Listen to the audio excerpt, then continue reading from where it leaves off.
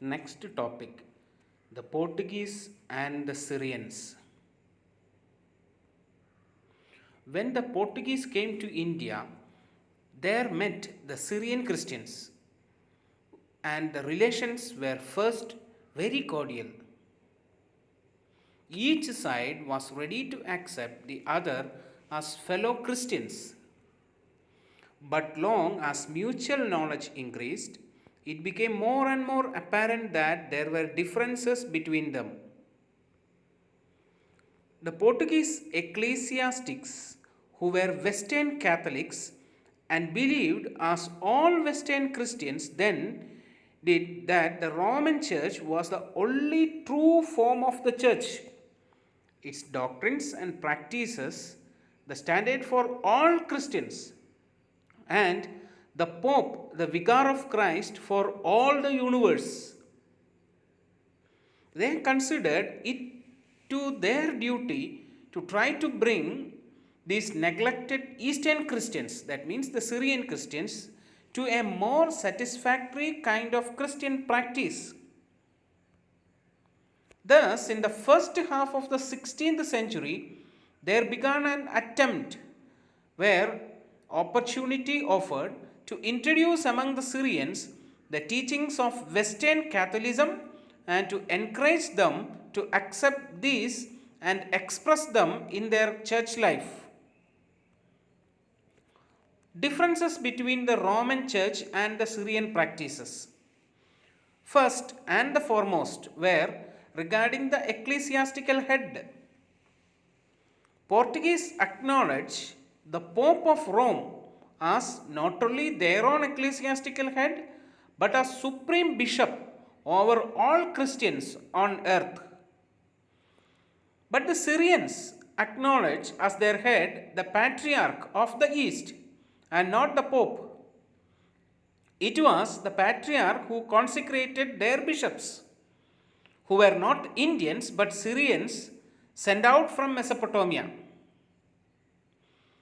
They regarded him with much reverence than the Pope. When the Portuguese prayed in the liturgy for the Pope as their chief pastor, the Syrians prayed for the Patriarch as their chief pastor. There were differences in the use of the sacraments as well. The Portuguese, being Roman, reckoned 7 sacraments such as baptism, confirmation, Eucharist, ordination, penance, marriage, and unction. They alleged that the Syrians omitted confirmation. And for the Syrians, confirmation is along with the baptism. There was also a difference in the use of unction. The Portuguese, following the Roman custom, preferred it only on the dying as a preparation for the life after death. But the Syrians, following the Eastern and primitive custom, performs it on sick persons for their recovery as well.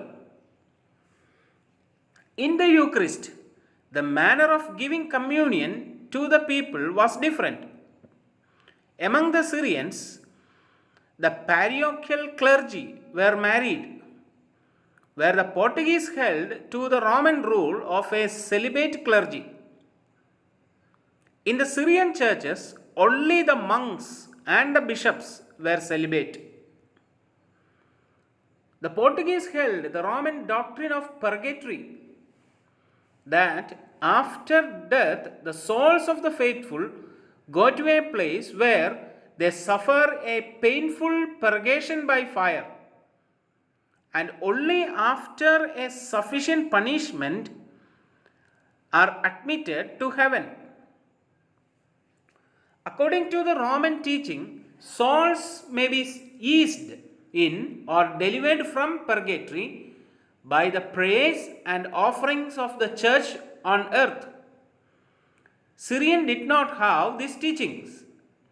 They prayed for the faithful departed, but not with any idea of delivering them from torment.